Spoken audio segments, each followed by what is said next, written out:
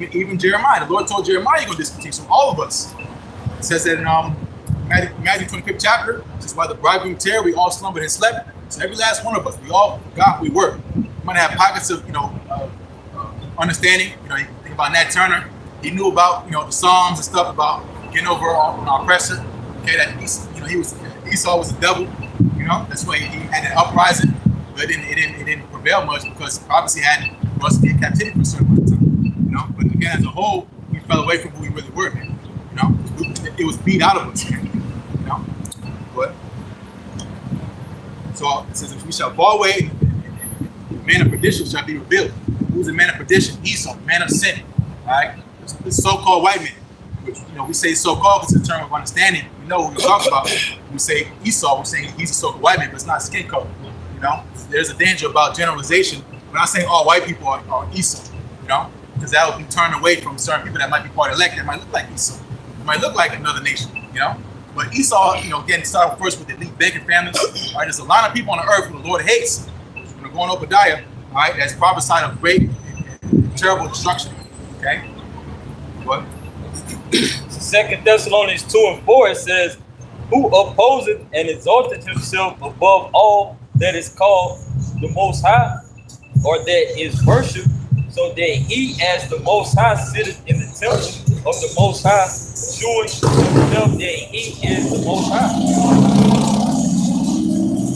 As we read earlier about not lifting up your horn on high, this is what Esau does.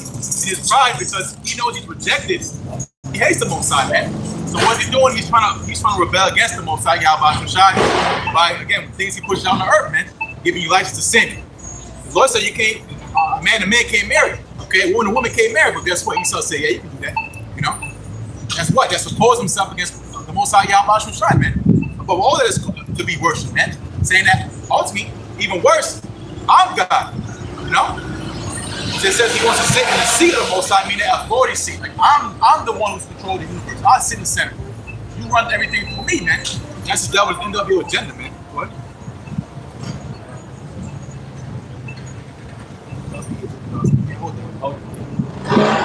This is the book of 2 Thessalonians. So I'll get Daniel 7:25.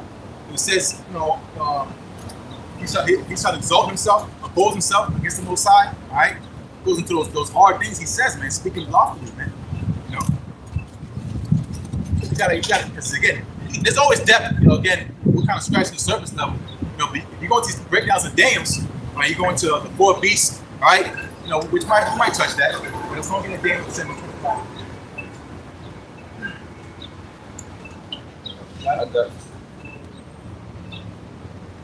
That's not what you said.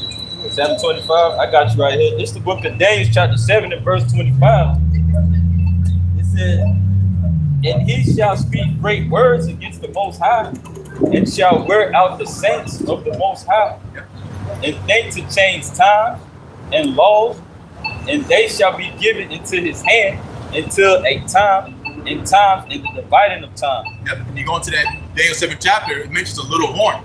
What's that little horn? It's so-called America. All right, look more stout than his fellows. All right, that's why you have, especially with the embodiment, perfect analogy or sight to look at is Trump, man. He's proud. All right, he's the head honcho. He's just that guy. He can say whatever he wants. He's unfiltered. Because that's the sign of his pride, man. Speaking harsh things. Okay, putting out these tariffs. Right, again, it's a sign of his pride, man. In the book of Psalms, it says his pride passes about as a chain. Yep. That's Esau. Read that one more time.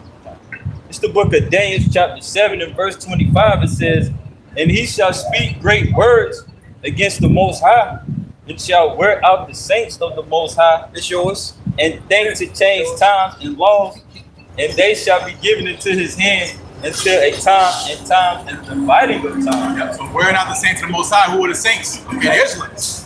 We read that in Psalm 148. Right? He's also the one of his people, even the children of Israel. So changing times, right? You got, one example is daylight saving. What the hell is daylight savings? Right? You got the Gregorian calendar. You got these months, Monday, Tuesday, Wednesday. That's not in the scriptures, man. You got a 7 day week. 365, whatever. this man again, because he wants to be like the Most High.